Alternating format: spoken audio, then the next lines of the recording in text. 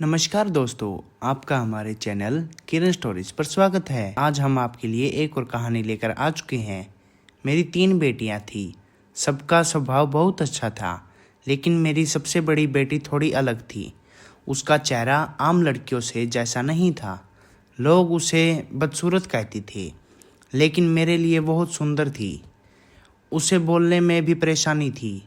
जब वो छोटी थी तो एक बार बहुत तेज बुखार आया था। उसके बाद से उसकी आवाज़ चली गई। बहुत इलाज करवाया, लेकिन कोई फ़ायदा नहीं हुआ। उसकी वजह से मैंने अपनी 2 छोटी बेटियों को भी शादी नहीं की। मैं सोचती थी कि अगर पहले छोटी की शादी कर दी तो लोग कहेंगे कि बड़ी में कोई कमी है, इसलिए उसे छोड़कर छोटी को ब्याह दिया। ये बात मुझे मंजूर नहीं थी, इसलिए तीनों बेटियों घर पर ही थी।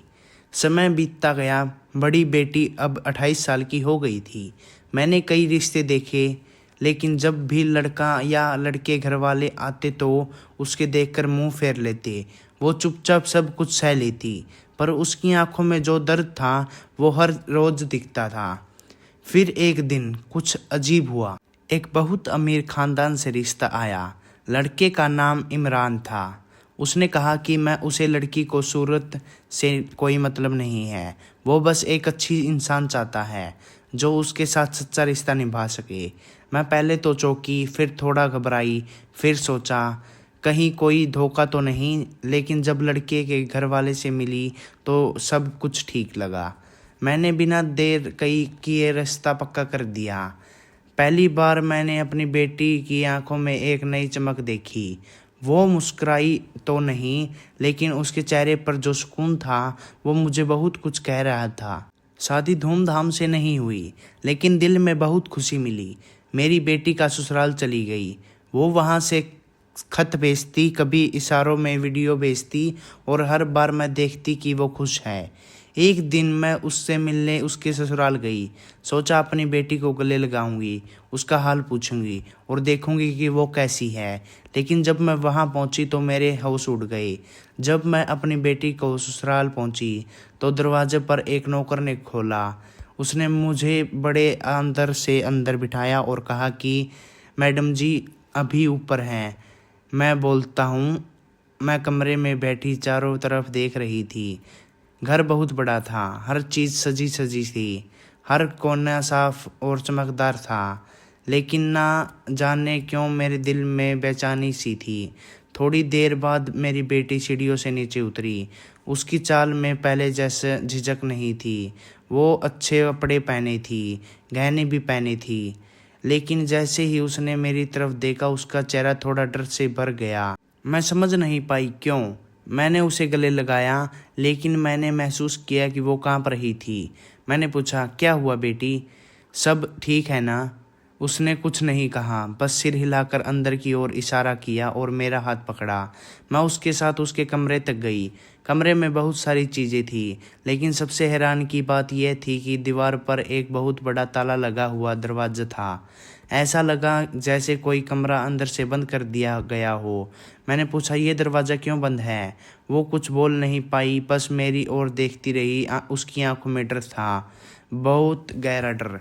तभी पीछे से इमरान आ गया। वो मुस्कुराता हुआ बोला, अरे अम्मी जान, आप आई और किसी ने मुझे बताया भी नहीं। आइए ना, बैठिए। उसका अंदाज बड़ा मीठा था, लेकिन उसकी आंखों में कुछ अजीब था, जैसे वो कुछ छुपा रहा हो। मैंने उसे भी वही सवाल किया, ये ताला क्यों लगा है कमरे में? उसने मुस्कुरा कर कहा, ओह वो पुराना स्टोर है, कभी खोलते नहीं। मैंने बेटी की ओर देखा। उसकी आंखों में झुकी हुई थी। वो कुछ कहना चाहती थी, लेकिन डर के मारे चुप थी। मैंने बात बदल दी। सोचा आज कुछ मत पूछो, बस बेटी के पास रहो। लेकिन मेरे दिल कह रहा था कि बहुत कुछ बड़ा गलत है। रात को जब सब सो गई तो मैं उठी और उस बंद दरवाजे के पास गई। ताले को छूते ही मेरी बेटी जाग गई और धीरे से बोली, माँ मत खोलो, जो अंदर है उसे बाहर नहीं आना चाहिए। मैं शरण रह गई, मेरे रोंगटे खड़े हो गए। मैंने पूछा, क्या मतलब, अंदर क्या है? वो मेरे पास आई, मुझे खसकर पकड़ लिया और रोने लगी। माँ वो बोली, आपको कुछ नहीं पता। मैंने अपनी बेटी को बाहों में भर लिया। उसका पूरा शरीर कांप रहा था। मैं समझ चुकी थी कि यह रास्ता जो बाहर से बहुत चमकदार लगता है, अंदर से किसी गहरे अंधेरे में डूबा हुआ था। बेटा, साफ साफ बताओ, क्या हो रहा है यहाँ? मैंने धीरे से कहा। उसने धीरे से कहा, माँ, इस घर में कुछ है, कुछ बहुत डरावना। वो कमरा जिसे सब स्टोर बोलते हैं, वहाँ कोई है। एक औरत जिसकी आवाज़ रात में आती है। कभी कभी वो दीवार पर हाथ मारती है, कभी चिल्लाती है, लेकिन किसी को फ़र्क नहीं पड़ता। इमरान भी कहता है कि सब मेरी कल्पना है। मेरे पैर तले ज़मीन खिसक गई। तुमने डर लगता है? मैंने पूछा। उसने सिर हिलाया। हाँ, बहुत लगता है माँ, लेकिन मैं कुछ कर नहीं सकती। मैंने उसका हाथ पकड़ा और कहा, अब मैं कुछ करूँगी। अगले दिन मैंने घर के नौकरों के बात करने की कोशिश की, लेकिन कोई कुछ नहीं बोलता था, जैसे सबने मुंह पर ताला लगा रखा हो। एक बूढ़ी औरत थी, शायद 60 से ऊपर की। मैंने उसे चुपचाप बाहर बुलाया और धीरे से पूछा, बेटा तो खुश है ना? ये जो कमरा बंद है, इसमें क्या है? उसने मेरे हाथ पकड़े और धीरे से कहा, बीबी जी, इस कमरे का राज मत जानो। यहाँ जिसने जानने की कोशिश की है उसका अंजाम अच्छा नहीं हुआ। पर क्यों, क्या है अंदर? मैं चीख पड़ी। आपकी बेटी बहुत हिम्मत वाली है। वो हर रोज़ उस औरत की आवाज़ सुनती है और फिर भी इस घर में रह रही है। अब मेरे दिल में तूफान था। मैंने अपनी बेटी को गले लगाया और कहा, अब मैं कुछ नहीं सुनूंगी। सच क्या है वो पता लगा कर रहूंगी। उस रात मैं अपनी बेटी के कमरे में ही रुकी। आधी रात को कुछ खड़बड़ाने की आवाज़ आई। मैं चौंक कर उठी। आवाज़ उस बंद कमरे में आ रही थी, जैसे कोई दरवाजे से ज़ोर ज़ोर से पीट रहा हो। मैंने बेटी की ओर देखा। उसकी आंखों में डर साफ था। उसने सिर हिलाया और देखा, माँ, हर रात यही होता है। मैं डर गई थी, लेकिन उससे ज़्यादा मेरी माँ वाली ताकत जाग चुकी थी। मैं उठी, दरवाजे तक गई और कान लगा कर सुना।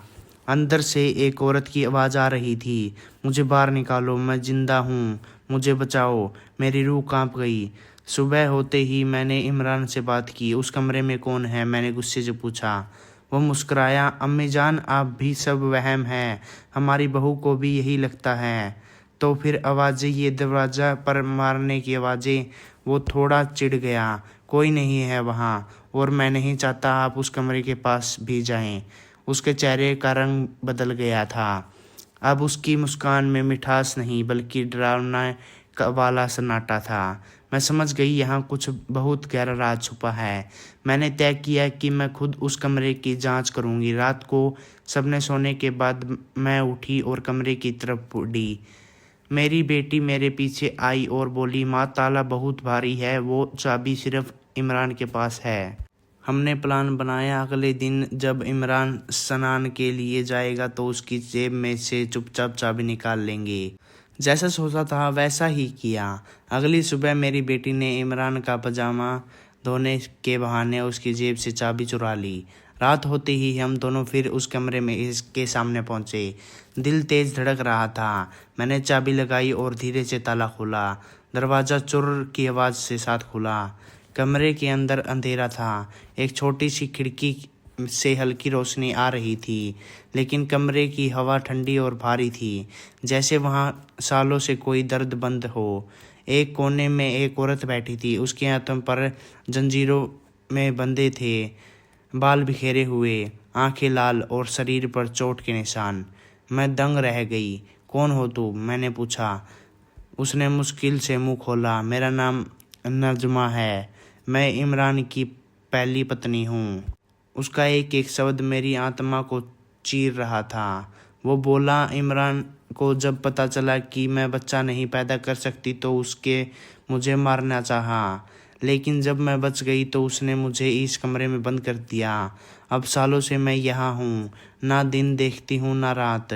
मेरी बेटी ने उसका हाथ पकड़ा और रोने लगी। अब आप अकेले नहीं हैं, हम आपको निकालेंगे। मैं और मेरी बेटी दोनों अब कमरे से के अंदर खड़े थे और सामने ज़मीन पर पड़ी वो औरत नजमा। हमने अपनी अधूरी कहानी सुना रही थी। उसकी आंखों में आंसू थे और गले में दर्द, भारी फांसी आवाज़। इमरान ने मुझसे कहा था कि वो मुझे बहुत प्यार करता है, नजमा बोली। शादी के बाद कुछ महीने सब ठीक चला, लेकिन जैसे ही उसे पता चला कि मैं माँ नहीं बन सकती, सब बदल गया। वो खांसी में उलझी मेरी बेटी ने जल्दी से पानी दिया। नजमा ने थोड़ा सा पानी पिया और फिर बोली। फिर उसने दूसरी औरतें देखनी शुरू की। मैं विरोध करती तो मुझे मारता। एक दिन उसे मुझे इस कमरे में बंद कर दिया। बोला, अब मैं तुमसे यही रहोगी, इस घर का छाया बनकर। मेरा कलेजा फटने लगा। एक इंसान अपनी बीवी के साथ ऐसा कैसे कर सकता है। मैंने उसकी ओर देखा और कहा, अब तुम यहाँ नहीं रहोगी, तुम हमारे साथ चलोगी। हमारे तय किया है कि आज रात की नजमा को वहाँ से निकालना होगा। लेकिन बाहर इमरान और उसके घर वाले थे और नजमा के पैरों में अब भी जंजीरें थी। मैंने पूछा, तुम्हारे पास इन चैन की चाबी है? वो बोली, मेरे पास नहीं, इमरान के पास है, लेकिन अलमारी की पिछली दराज के उसका डुप्लीकेट रखा है। शायद अब भी वही होगा। हम जल्दी से चुपके से इमरान के कमरे में पहुंचे। मेरी बेटी अलमारी खोलकर चाबी ढूंढने लगी। दिल जोर से धड़क रहा था। हर सेकंड लग रही था कि कहीं कोई आ ना जाए। आखिर एक पुरानी सी चाबी मिली। जंग लगी लेकिन भारी। हम भागे भागे नीचे गए और नजमा की जंजीरें खोल दी। वो उठी, लड़खड़ाई, लेकिन हम दोनों ने उसे थाम लिया। अब अगला कदम था इस घर से बाहर निकलना। हमने नजमा को एक पुराने दर में लपेटा ताकि कोई पहचान ना सके। गेट के पास चौकीदार था। मैंने अपनी बेटी को कहा, तुम बातों में उसे उलझाओ, मैं और नजमा निकलते हैं। मेरी बेटी उसके पास गई और बोली, अंकल, मुझे अम्मी को ऑटो तक छोड़ना है, आप थोड़ा सा दरवाज़ा खोल दीजिए। चौकीदार थोड़ी देर हिचका, लेकिन मेरी बेटी की मासूमियत के आगे पिघल गया। मैं और नजमा धीरे धीरे बाहर निकल गए। सेकंड तक पहुंचते ही मेरी बेटी भी भागकर आई और हम तीनों एक ऑटो में बैठ गए। हम भाग निकलने थे। हम सीधे पास के एक महिला आश्रय केंद्र पहुंचे। वहीं एक अधीक्षक का ने हमें सुना, हमारी बातें समझी और नजमा को तुरंत अंदर ले लिया। मैंने कहा, अब वह तुम्हारे पास सुरक्षित रहेगी, लेकिन मैं चुप नहीं बैठूंगी। इमरान को सज़ा दिलाकर रहूंगी। अब मेरी बेटी डर नहीं रही थी। उसने मेरा हाथ पकड़ा और कहा, माँ, अब हम मिलकर सब करेंगे। हमने पुलिस में रिपोर्ट लिखवाई, नजमा का बयान दर्ज करवाया और मेडिकल करवाया। हर दिन एक लड़ाई बन गई, लेकिन अब हम डरने वाले में से नहीं थे। नजमा अब महिला आश्रय केंद्र में थी, सुरक्षित, लेकिन डर और सदमे में। हमने पुलिस में शिकायत दर्ज करवाई दी और लेकिन हम मालूम था कि इमरान जैसे अमीर और चालाक आदमी से लड़ना आसान नहीं होगा। अगले दिन पुलिस उसके घर पहुंची। इमरान ने मासूम बनने की कोशिश की, लेकिन जब अफसोस ने उसे बताया कि नजमा जिंदा है और उसने बता दिया कि है, तो उसका चेहरा पीला पड़ गया। वो बोला, ये झूठ है, वो मर चुकी हैं, ये सब एक चाल है मेरे खिलाफ। लेकिन पुलिस उसे पकड़कर थाने में ले गई। मेरी बेटी ने जब इमरान को हथकड़ी में देखा तो उसकी आंखों में सालों से छुपे डर का आंसू बनकर बह गया। अब असली लड़ाई शुरू हुई, अदालत की। इमरान ने वकील बहुत चालाक थे। उन्होंने कोशिश की कि मैं केस को गलत दिशा में मोड़ दूँ। बोले, नजमा पागल है, मानसिक रूप से अस्थिर है, उसे जो दिखता है वह सच नहीं होता। लेकिन हम हार नहीं मानने वाले थे। मैंने खुद हर दिन अदालत में बैठकर देखा कैसे एक एक गवाही, एक एक सबूत हमारी बेटी की हिम्मत और नजमा की सच्चाई इस झूठ की दीवार को घेरा रहे थे। मेरी बड़ी बेटा अब बोल नहीं सकती थी, लेकिन उसकी आंखों में इतनी ताकत थी कि जज तक उसकी बातें समझ सके। इस बीच एक सच्चाई सामने आई। पुलिस को इमरान ने घर की तलाशी में एक पुरानी डायरी मिली। वो डायरी नजमा की थी। उसमें रोज रोज की घटनाएं दर्ज थी। कैसे उसे पीटा गया, कैसे उसे कमरे में बंद किया गया और कैसे वो हर दिन मारती थी जीते हुए। वो डायरी जब अदालत में पेश हुई तो सबकी आंखें भर आई। जज ने कहा, इतना अमानवीय व्यवहार एक जानवर भी नहीं करता। इमरान ने झूठ अब कमज़ोर पड़ने लगे। अगर एक दिन कुछ ऐसा हुआ जिसमें मेरी रूह को हिला दिया। इमरान जमानत पर बाहर आ गया। हम हैरान थे। इतना सब कुछ होने के बावजूद भी वो है अब आज़ाद घूम रहा था। मेरी बेटी डर गई। माँ, अगर वो वापस आ गया तो? मैंने कहा, अब हमें और सतर्क रहना होगा। हम उसके खिलाफ लड़ रहे हैं और वो हार नहीं मानने वाला। रात को हमारी खिड़की पर किसी ने पत्थर मारा। हम बाहर निकले, कोई नहीं था। सिर्फ एक चिट्ठी पड़ी थी जो मेरा था, उसे छीनने की सज़ा भुगतने के लिए तैयार हो जाओ। अब हम घर छोड़कर एक सुरक्षित जगह चले गए। मैंने पुलिस को रिपोर्ट दी, लेकिन उन्होंने कहा कि सीधी सबूत नहीं है कि चिट्ठी इमरान ने ही भेजी है। हम दिन भर केस की तैयारी करते और रात को डर के में सोए जाते। मेरी बेटी ने अब लिखकर बोलना शुरू कर दिया था। वो एक कागज़ पर अपने हर जज्बात लिखती और मुझे देखती। एक दिन उसने लिखा, माँ, मैं अब डरना नहीं चाहती। मैं चाहती हूँ कि इस दुनिया में हर लड़की एक नज़्मा मैं बोल सके, चाहे जुबान हो या नहीं। अंत में वो दिन आया जब आखिरी सुनवाई थी। अदालत खचाखच भरी थी। मीडिया भी आ गई थी। सब जानना चाहते थे कि अमीर खानदान के बेटे को इंसाफ मिलेगा या फिर सच्चाई जीत जाएगी। नज़्मा खुद कोर्ट में आई, कमज़ोर शरीर लेकिन मजबूत आत्मा के साथ। उसने अपने जख्म दिखाए, अपने सालों के अंधेरे सुनाए और पूरे कोर्ट को सुन कर दिया। जज कुछ देर चुप रहे, फिर बोले, इमरान को 7 साल के कोठरी कारावास की सज़ा दी जाती है और नज़्मा को सुरक्षित में मुआवजा दिया जाएगा। पूरा कोर्ट तालियों में गूंज उठा। मेरी बेटी की आंखों में चमक थी। नज़्मा मुस्कुरा कर रही थी। शायद पहली बार इतने सालों में मैंने उस दिन को गले लगाया, एक जिसने सहा और एक जिसने सहकर भी आवाज़ बन गई। अब हम वापस अपने पुराने घर लौटे, लेकिन अब भी बदल चुका था। मेरी बड़ी बेटी अब हर दिन एक एनओजी में जाती थी, जहां वो बोल नहीं सकती थी, लेकिन इशारों को लिखकर वह उन लड़कियों की मदद करती थी जिन्होंने आवाज़ चाहिए थी। वक्त बीतने लगा। मेरी छोटी बेटियों भी शादी हो गई। अब कोई तुलना नहीं करती था। अब सब मेरी बड़ी बेटी का सम्मान करते थे। और कुछ महीने बाद मुझे एक और चौंकाने वाली बात पता चली। एक लड़का जो उस एनजीओ में वॉलंटियर था, मेरी बेटी से शादी करना चाहता था। उसे ना उसकी सूरत से फ़र्क था, ना उसकी आवाज़ से। वो बस उसकी हिम्मत और अच्छाई से प्यार करता था। शायद यही इंसाफ था, ऊपर वाले का इंसाफ। शादी सादगी से हुई, लेकिन दिल से। जब मेरी बेटी दुल्हन बनी तो मैंने पहली बार उसे इतने सुकून में देखा। अब वो मुस्कुरा रही थी, पूरी तरह से। उसकी मुस्कुराहट में दर्द नहीं, उम्मीद थी।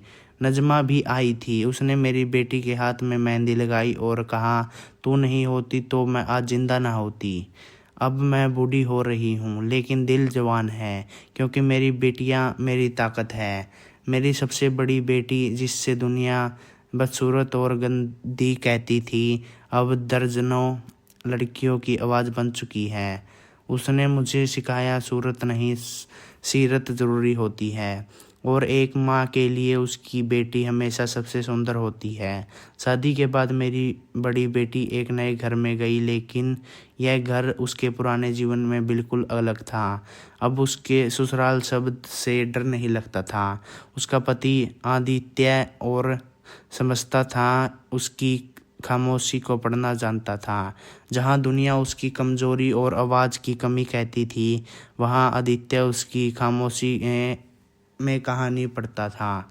शादी के बाद उसने एनजीओ का काम नहीं छोड़ा, बल्कि और अधिक सक्रिय हो गई। अब वह हर एक उस लड़की के लिए उम्मीद बन चुकी थी जो समाज में की नज़रों में अधूरी मानी जाती थी।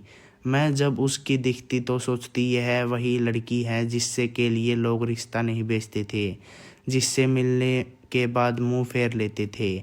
और आज वो लड़कियां के लिए मैसान बन चुकी थी, उस जिनका कोई रास्ता नहीं था। एक दिन वो घर आई अपने पति आदित्य के साथ। उसने एक मोटी फाइल मेरे हाथ में रखी। जब मैंने देखा तो वो ही प्रस्ताव था एक स्कूल खोलने का, उन बच्चियों के लिए जो बोल नहीं सकती, सुन नहीं सकती या जिन्हें समाज ने छोड़ा है। मैंने पूछा, इतना बड़ा सपना कैसे पूरा होगा? उसने कागज़ पर लिखा, आपके आशीर्वाद से। आदित्य ने कहा, हम दोनों ने कुछ पैसे इकट्ठे किए हैं, सरकार की मदद भी ली सकती है, और सबसे बड़ी बात, मेरे पास इस काम के लिए एक सच्ची साथी है। मेरी आंखें भर आई। मैंने दोनों को गले से लगा लिया। काम शुरू हुआ। मेरी बेटी ने उस स्कूल का नाम रखा अभिव्यक्ति, जहाँ खामोशी भी बोलती है। उसने एक पुरानी बिल्डिंग किराए पर ली और वहाँ साफ सफाई करवाई। दीवारों पर रंगीन चित्र, साइन लगवाए, के सेकंड और प्रेरणादायक बातें लिखवाई। हर दिन नए बच्चे आने लगे जो बोल नहीं सकते थे, कुछ अनाथ थे, कुछ समाज के ताकतदार से टूट गए थे। लेकिन वहां आने के बाद उन्होंने चेहरे पर पहली बार मुस्कान आने लगी। मेरी बेटी उन बच्चों के साथ बैठती थी, इनके इशारे समझती, उन्होंने सिखाती और सबसे ज़्यादा उन्हें सुनती। एक दिन स्कूल में एक 7 साल की बच्ची आई, रीना। वो पूरे समय चुप रहती थी, किसी से बात नहीं करती थी, यहाँ तक कि साइन लैंग्वेज की भी नहीं जानती थी। उससे चेहरे पर डर और आंसू जमे हुए थे। जब मेरी बेटी ने उसके पास बैठने की कोशिश की तो वो दूर भाग गई, लेकिन मेरी बेटी ने हार नहीं मानी। रोज़ धीरे धीरे रीना के पास बैठने लगी, उसे रंग बिरंगे के लिए दिए, गाने का इशारा किया और हर दिन बस उसकी आंखें में झांकती रही। कुछ हफ्ते बाद एक दिन रीना ने पहली बार मेरी बेटी की उंगली थामी। वो खामोशी से सबसे बड़ी जीत थी। अब स्कूल की चर्चा पूरे शहर में होने लगी। टीवी चैनल, अखबार और सोशल मीडिया पर अभिज्ञता की तस्वीरें छपने लगी। सबसे ज़्यादा हैरानी सबको तब हुई तब मेरी बेटी को राज्य सरकार ने नारी रत्न सम्मान देने की घोषणा हुई। एक लड़की जिसे समाज ने कभी सुंदर नहीं कहा, जिससे बोलने का हक नहीं तक मिला, अब हजारों की आवाज़ बन चुकी थी। पुरस्कार समारोह में जब उसकी कहानी सुनाई गई तो तब उसे खड़े होकर ताली बजा रहे थे। मैं सबसे पीछे बैठी थी, आंखों में आंसू, लेकिन दिल में गर्व से भरा हुआ था। समारोह के बाद एक महिला मेरे पास आई। उसकी उम्र करीब 50 के आसपास होगी। उसने मेरा हाथ पकड़ा और कहा, मैम, मैं एक सरकारी स्कूल में प्रिंसिपल हूँ और आपकी बेटी मेरी प्रेरणा बन गई है। मैं चाहती हूँ कि हर सरकारी स्कूल में उसकी तरह की शिक्षा दी जाए। मैंने कहा, शुक्रिया, लेकिन यह सब उसे की हौसला है। उस महिला ने मुझे एक और बात बताई जिसने मुझे चौंका दिया। इमरान जेल में आत्मग्लानि से टूट गया है। उसने जेल के अंदर ही लिखना शुरू कर दिया। सुना है वो अब अपने गुनाहों को मान चुका है। मैं चुप रही, जवाब क्यों देती। शाम को जब मैं अपनी बेटी के आस पास बैठी तो मैंने इमरान की बात बताई। उसने बस एक शब्द लिखा, माफ़ किया। मैंने उसकी ओर देखा। तू इतनी बड़ी हो गई बेटा। पहले मुझे तुझे पर दया आती थी, आज तुझे पर गर्व होता है। उसने मुस्कुराकर मुझे गले लगाया। हम दोनों देर तक यूं ही बैठे रहे, बिना शब्दों के। लेकिन उस खामोशी में जितना सुकून था उतना शायद दुनिया की किसी जुबान में नहीं। वक्त बीतता गया। अभिव्यक्ति अब एक संस्था बन चुकी थी, दर्जनों स्कूलों से जुड़ी थी। मेरी बेटी अब देश भर में सेमिनार में जाती, लड़कियों को सशक्त बनाती, उन्होंने बताती कि आवाज़ सिर्फ गले से नहीं, आत्मा से निकलती है। रीना अब स्कूल की सबसे होशियार बच्ची बन चुकी थी। वो साइन लैंग्वेज सीखती और छोटे बच्चों को क्रिएटर बन चुकी थी। और मेरी बेटी, अब उसके चेहरे पर पहले लोग नज़र हटाए थे, लेकिन अब उस चेहरे पर उन्होंने सुंदरता दिखती थी, हिम्मत दिखती थी। एक दिन स्कूल के एक बच्चे आया तो ना ही बोल सकता, ना ही सुन सकता। उसकी माँ बाप उसे बहुत समझते थे, लेकिन मेरी बेटी ने उसे देखा और कहा, मुझे एक और हीरा मिल गया है। कुछ महीनों में वो बच्चा पढ़ने लगा, खेलने सीख गया और हंसना भी। तब मेरी बेटी ने मुझे एक पंक्ति लिख कर दी, माँ मैं अब पूरी हूँ। मेरी आवाज़ इन बच्चों में गूंजती है। मैंने इसके साथ माथे पर को चूमा और कहा, तुम हर माँ की उम्मीद है। आज मैं यह सब लिख रही हूँ क्योंकि अब मैं जानती हूँ कि कहानी ख़त्म नहीं हुई, बल्कि असली शुरुआत अब हुई है। मेरी बेटी जिसने बचपन में बोलना छोड़ दिया था, उस संकटों बच्चों को बोलना सिखा रही है। वो अब सिर्फ मेरी बेटी नहीं, समाज की बेटी है। और मैं बस एक माँ हूँ जिससे अपनी सबसे बड़ी बेटी ने सबसे बड़ा पाठ पढ़ाया कि बोलने के लिए जुबान नहीं, हिम्मत चाहिए होती है। अब मेरी बेटी का नाम हर जगह लिया जाने लगा। न्यूज़ चैनलों में, सामाजिक सम्मानों में, महिलाओं अधिकारों के मंचों पर हर कोई अभिव्यक्ति समर्था और उसकी समर्थक के बारे में बात कर रहा था। पर एक दिन कुछ ऐसा हुआ जिसमें लगा कि किस जैसे फिर एक परीक्षा आने वाली है। शाम को एक बुजुर्ग महिला स्कूल में आई। उसकी चाल धीमी थी, चेहरे पर धकपवट और आंखों में एक अजीब सी शर्म। वो मेरे बेटी के पास आई और धीरे से बोली, क्या आप मेरी बहू को इस स्कूल में दाखिला कर सकती हैं? मेरी बेटी ने सिर हिलाकर पूछा, कहाँ है वो? उस महिला ने पीछे इशारा किया। एक दुबली पतली लड़की जो चेहरा छुपाई खड़ी थी, अब उसका चेहरा उठाया तो मेरी बेटी सन्न रह गई। वो इमरान की दूसरी बीवी थी। इमरान की सज़ा पूरी हो चुकी थी और उसने जेल से बाहर आकर फिर से शादी की थी, लेकिन उसका व्यवहार नहीं बदला था। उसने फिर से वही किया, मारपीट, जुल्म और बेदर्दी। अब उसकी दूसरी बीवी रूबीना अपनी सास के साथ मदद मांगने आई थी। मेरी बेटी ने कुछ पल उसकी आंखों में देखा, फिर मुस्कुरा कर कहा, उसे गले लगा लिया। मैं जानती हूँ तुम क्या महसूस करती हो, मैं खुद बाहर रह चुकी हूँ। रूबीना फूट फूट कर रो पड़ी। रूबीना अब अभिव्यक्ति का हिस्सा बन गई। वहाँ रहते हुए उसने धीरे धीरे बोलना पड़ा और जीना सीखा। मेरी बेटी अब सिर्फ एक शिक्षक नहीं थी, वो उन औरतों की माँ, बहन और दोस्त बन गई थी जो अपनी आवाज़ खो चुकी थी।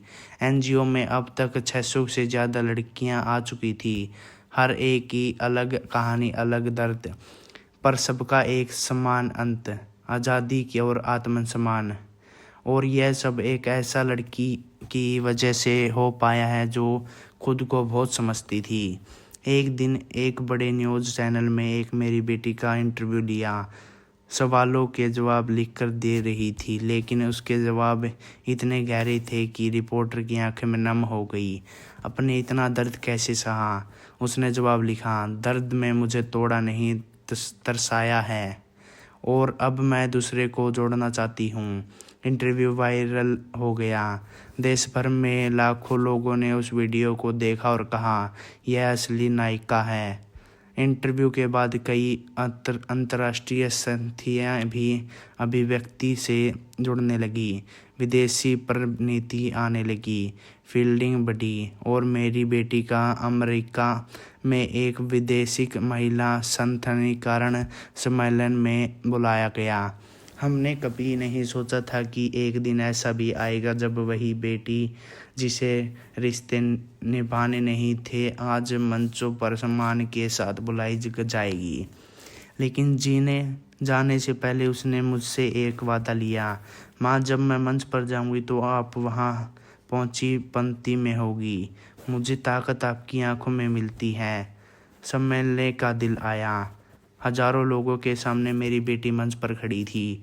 बोल तो नहीं सकती थी, लेकिन उसकी आंखों में और हाथ सब कुछ कर रहे थे। उसने अपनी लाइव शो में अपनी पूरी कहानी बताई, कैसे बचपन में उसकी अस्वीकार किया गया, कैसे ससुराल में कैद की गई और कैसे उसने अपने अंदर की आवाज़ को खोज निकाला। जब उसका भविष्य न पूरा हुआ तो पूरा हाल खड़ा होकर ताली बजा रहा था। मैं सबसे आगे बैठी थी और मेरी आंखों में आंसू थम नहीं रहे थे। भारत लौटने के बाद सरकार ने अभिव्यक्ति के राष्ट्रीय स्तर पर विस्तार देने की प्रस्ताव रखा। अब हर राज्य में ऐसे सेटर बनने वाले थे। मेरी बेटी को प्रेस्टीज पुरस्कार ने लिए निमित्त किया। यह खबर जब गांव पहुंची तो वही लोग जो कभी ताने देते थे अब उनके घरों में दीवारी पर मेरी बेटी की तस्वीर टंगी थी। शायद यही वक्त का इंसाफ था। रुबीना पूरी तरह से बदल चुकी थी। उसने दूसरी पीड़ित महिलाओं के लिए एक अलग गेल शुरू किया जहां वो उनके केस को कानून सहारे के साथ उठाती थी। मेरी बेटी ने कहा, हर रुबीना को अब आवाज़ मिलेगी। अब अभिव्यक्ति निरफ एनजीओ नहीं, एक आलोदन बन चुका था। एक दिन एक बूढ़ा आदमी स्कूल के गेट पर आया। उसकी चाल लड़खड़ाती थी। वो चुपचाप खड़ा रहा। किसी ने पूछा, आप किससे मिलना चाहते हैं? वो बोला, मैं इमरान हूँ, मैं माफ़ी मांगना चाहता हूँ। जब मेरी बेटी को बताया गया तो उसने बाहर आकर सिर्फ इतना लिखा, मैं तुमसे माफ़ कर चुकी हूँ, अब खुद को माफ़ करना सीखो। इमरान रो पड़ा। आज भी मैं जब सुबह उठती हूँ तो अभिव्यक्ति में जाती हूँ तो देखती हूँ कि मेरा बेटी कई आवाज़ों को सुन रही है जिन्हें कोई और नहीं सुनता। उसकी खामोशी अब एक भाषा बन चुकी है, हौसले की भाषा, परिवर्तन की भाषा। वो अब सिर्फ मेरी बेटी नहीं, हर उस माँ की उम्मीद है जिसकी बेटी को अभी कभी दुनिया से कम नहीं समझा। अब अभिव्यक्ति सिर्फ एक संस्था नहीं रही, वो एक आंदोलन बन चुकी थी। मेरी बेटी की कहानी स्कूलों में, किताबों में और सेमिनारियों में पढ़ाई जाने लगी थी। बड़े बड़े विद्यार्थियों ने उनके नाम पर स्कॉलरशिप दी जाने लगी। औरतें को हक की बात करने के मंच उसे अवतरण मिलते थे। लेकिन एक दिन कुछ ऐसा हुआ जिसमें हमें ज़िंदगी के सबसे असली सवाल से मिलवा दिया। मेरी बेटी ने मुझसे कहा, माँ, मैं एक बच्चा गोद लेना चाहती हूँ। मैं चौंकी। उसने पन्ने पर लिखा, माँ, मैं जानती हूँ कि मैं जीने नहीं बन सकती, लेकिन मेरी माँ बनना चाहती हूँ जैसे आप मेरे लिए बनी। कुछ हफ्तों की प्रक्रिया के बाद एक अनाथ लड़की हमारी ज़िंदगी में आई। उम्र सिर्फ 2 साल। नाम था अन्वी, जिसका मतलब होता है धरती। अन्वी बहुत शांत और प्यारी थी, लेकिन उसकी आंखें में एक अजीब डर था। शायद उस उम्र में भी उससे दुनिया का झूठ देख लिया था। मेरी बेटी ने उसे गोद में लिया और बिना बोले उसे समझा दिया कि अब वो अकेली नहीं है। मैंने देखा मेरी बेटी अब एक माँ बन गई थी। जिस लड़की की दुनिया बोझ समझती थी, अब वो किसी की ज़िंदगी बन चुकी थी। अन्वी जैसे जैसे बड़ी होने लगी, उसने भी बोलना देर से सीखा, लेकिन फिर भी मेरी बेटी कभी परेशान नहीं हुई। वो बोलती नहीं तो क्या हुआ, वो गाती थी अपनी आँखों से, अपने इशारों से, अपने स्पर्श थे। अब स्कूल के हर बच्चे उसे अब अन्वी दीदी कहकर पुकारते थे। एक दिन अन्वी ने स्कूल के मंच पर पहली बार एक कविता पढ़ी माँ के लिए। वो कविता मेरी बेटी के लिए थी, जिसमें उसने लिखा था, मेरी माँ की ज़ुबान नहीं चलती लेकिन उसका प्यार बोलता है। फिर एक और बदलाव आया। सरकार ने अभिनीतियों को राष्ट्रीय अंदर एनजीओ का दर्जा दिया और उसे देश के हर राज्य में फैलने का फैसला लिया। अब मेरी बेटी को पूरे भारत में जाना जाता था, लेकिन इस बीच वो अब भी शाम को अपने हाथों से हर बच्चे को खाना खिलाती थी। उसने अपने पहचान को कभी अपने सिर पर नहीं चढ़ा दिया। वो कहती थी, मैं अब भी वही लड़की हूँ जिसे दुनिया ने सभी अनुसार किया था। फ़र्क सिर्फ इतना है कि मैं सबको सुन रही हूँ।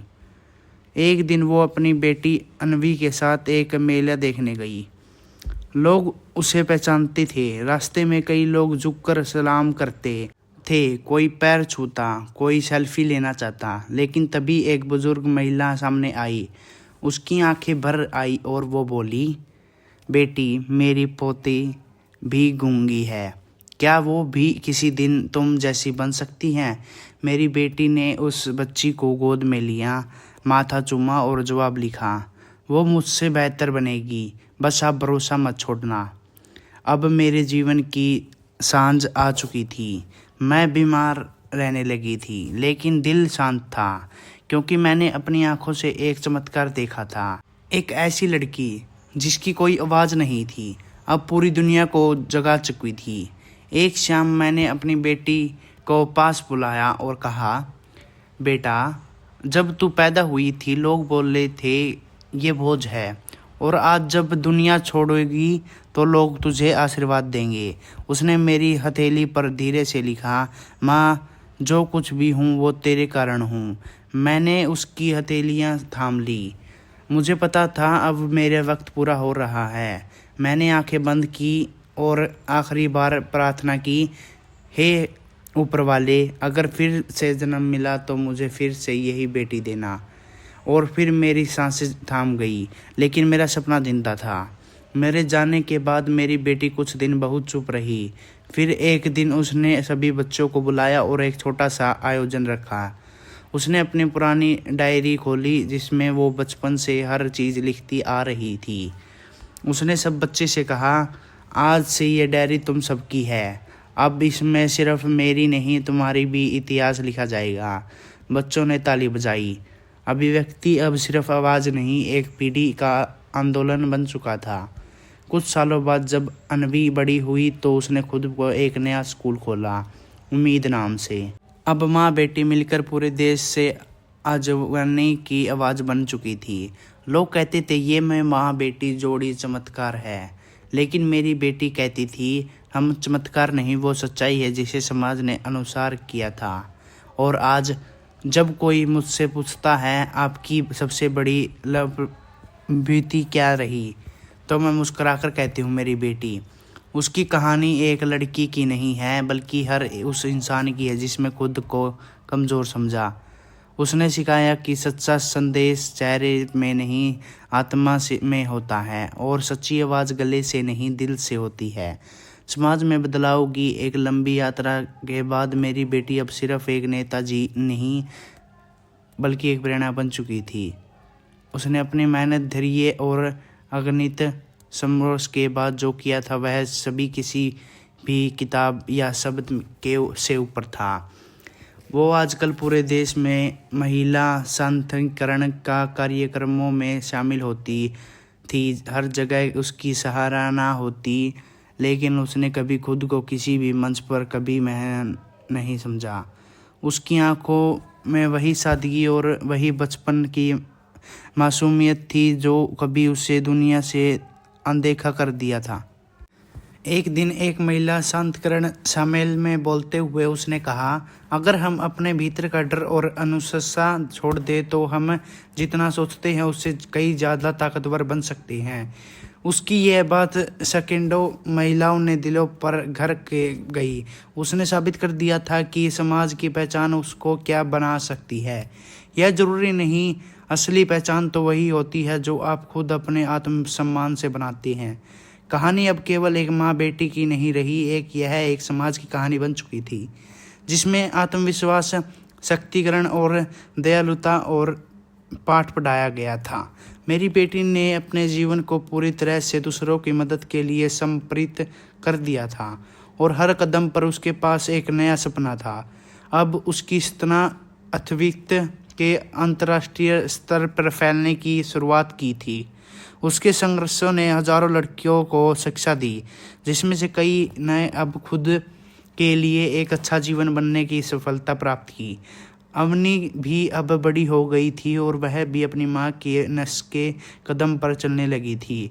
उसने एक नावल लिखा जो दुनिया भर में एक प्रेरणा के रूप में पढ़ा गया। अब वह भी अपने क्षेत्र में बदलाव लाने की तैयार थी। उसने एक दिन मुझसे कहा, माँ, मैं एक दिन पूरी दुनिया को बताऊंगी कि क्या है असली खूबसूरती। वह किसी चेहरे में नहीं बल्कि दिल में होती है। समय बीतने के साथ मेरी बेटी ने अब देश विदेश में शक्तिकरण कर यल्यों को सम्मेलना जाना शुरू कर दिया। उसकी बातें अब बहुत सारे संथनियों द्वारा मानी जाने लगी। यह देखकर मैं बहुत खुश थी, क्योंकि उसे देखकर मुझे यह एहसास होता था कि उस अपने ज़िंदगी में जो कुछ भी खोया वह दूसरों के लिए उपहार बन गया था। हमारे गांव में एक बड़ा समारोह हुआ था वहाँ मेरी बेटी को सम्मानित किया गया था। जब वह मंच पर खड़ी हुई तो उसने चेहरे पर वही शांति थी और आत्मविश्वास था जो बचपन में नहीं था। उसकी आंखों में वही चमक थी जैसे ही उसके बड़ी लड़ाई को जीत चुकी थी, लेकिन अब उसका उद्देश्य सिर्फ और सिर्फ दूसरे की मदद करना था। उसकी बातें में इतना असर था कि लोग बस उसे सुनते जाते थे। माँ, यह तुम्हारा ही दिया हुआ प्यार है जिसने मुझे कभी हार मानने नहीं दिया। उसकी यह बातें सुनकर मैं गहरे आत्मसोच के डूब गई। मैं जानती थी कि मेरी मेहनत और उसकी संघर्ष ने इस दुनिया को एक नई दिशा दी थी। अवनी ने जन्म के बाद हमारी ज़िंदगी में एक नया मोड़ आया। अवनी ने अपने छोटे के जीवन में बहुत कुछ सीखा था और अब वह अपनी माँ की तरह ही हर मुश्किल से जूझने की संघर्ष थी। वह अब आत्म व्यक्ति का हिस्सा बन चुकी थी और उसकी आंखों में वही चमक थी जो कभी मेरे बेटी की हुआ करती थी। एक दिन जब मेरी बेटी और अवनी दोनों स्कूल से एक कार्यशाला ले रही थे तो अवनी ने मुझसे पूछा, माँ, क्या मैं कभी तुम्हारी तरह बड़ी हो सकती हूँ? मैं मुस्कुराई और कहा, तुम मुझसे भी बेहतर बनोगी क्योंकि तुमने इस दुनिया को समझ लिया है। और समुच्चय अवनी ने अपनी मेहनत से सभी यह साबित कर दिया था कि वह अपनी माँ से भी कहीं ज़्यादा ताकतवर और समझदार बन सकती है। उसकी लेखनी और समकार्य अब समाज के हर कोने में प्रसन्न लगी थी। आत्म व्यक्ति को एक नई दिशा मिली थी और यह एक आत्मनिष्ठ सबरस बन चुकी थी और मेरी बेटी और उसके काम के लिए पुरस्कार मिले थे। वह हर कदम पर और भी बड़ा होना लगी थी। एक दिन जब वह विदेश में वापस आई तो उसने मुझे गले लगाकर कहा, माँ, अब यह कहानी सिर्फ हम दोनों की नहीं रही, यह उस लड़की की कहानी है जो कभी अपनी आवाज़ को खो बैठी थी। उसका यह एहसास मेरे दिल को गहरे तक छू गया था। अब वह केवल लड़की नहीं बल्कि पूरी दुनिया के लिए प्रेरणा बन चुकी थी। समाज के हर क्षेत्र में उसका नाम लिया जाने लगा और हर जगह उसकी तारीफें हो रही थी। लेकिन इसके बावजूद मेरी बेटी ने कभी अपनी सरलता और निम्रता नहीं छोड़ी। वह हमेशा बच्चों के साथ बैठकर उसके बातें करती और सिखाती थी कि संघर्ष के बावजूद किसे खुश रह सकते हैं। उसकी ज़िंदगी की सबसे बड़ी उपलब्धि यह भी है कि उसने किसी की मदद करने के लिए कभी अपनी पहचान को खुद से ऊपर नहीं रखा। समाज में बदलाव लाने के साथ साथ उसकी निजी जिंदगी भी संपन्न हो गई थी। एक दिन उसने मुझे कहा, माँ, अब मुझे खुद से प्यार हो गया है और मुझे किसी से भी किसी तरह से स्वीकृति की ज़रूरत नहीं है। मैंने उसकी आंखों में देखा और महसूस किया कि अब वह एक स्वतंत्रता और खुशहाल महिला बन चुकी थी। उसकी आंखों में अब वह आत्मविश्वास था जिसके कभी कमी महसूस होती थी। उसने खुद को पहचाना था और समाज को बताया था कि अगर वह बोलने से खुद को पीछे कर सकती थी तो आज वह अपनी खामोशी से दुनिया बदलने के लिए तैयार है। उसने जो काम किया था वह किसी व्यक्तिगत उपलब्धि के कहीं बड़ा था। यह एक आंदोलन बन चुका था और यह सिर्फ उस एक लड़की की नहीं बल्कि लाखों अन्य लड़कियों की कहानी थी जिन्होंने दुनिया के कभी संतुष्ट नहीं माना। अब आत्म व्यक्ति का हर बच्चा खुश था। सभी की ज़िंदगी में बदलाव आ चुका था। वे अब अपनी आवाज़ों को पहचान चुके थे। हर दिन मेरी बेटी को नए संदेश मिलता था जो उसे और प्रेरित करता था। एक दिन एक छोटा बच्चा जो अब बड़ा हो चुका था मेरी बेटी के पास आया और बोला, आपने हमें अपनी खामोशी के बोलने सिखाया। अब हम पूरी तरह दुनिया को दिखाएंगे कि हम कौन हैं। यह शब्द मेरी बेटी के लिए सबसे बड़ा पुरस्कार थे। उसने कभी किसी को यह नहीं कहा था कि वह अब विदेश पर रही है। उसके लिए सब कुछ सामान्य था।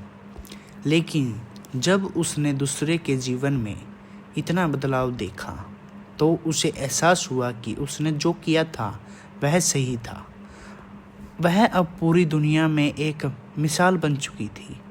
अब मेरी बेटी और अवनी एक साथ काम कर रही थी, एक नई पहल के साथ आगे बढ़ रही थी। आशा की है कारण नामक कार्यक्रम जो उन बच्चों के लिए था जिनके पास जीवन में सिर्फ अंधेरे थे। वे अब उन बच्चों के एक नया जीवन देने की दिशा में काम कर रही थी और हर बच्चा खुद को किसी न किसी रूप में पाया करता था। मेरे दिल में अब कोई शिकिल नहीं थी, क्योंकि मैं जानती थी कि मेरी बेटी ने न केवल खुद को बल्कि समाज को भी एक नया मार्ग दिखाया है। समाप्ति नहीं, बल्कि एक नई शुरुआत थी। और अब वह समय था जब हर कोई समझ चुका था कि असली शक्ति दिल में आती है, न कि चेहरों पर से।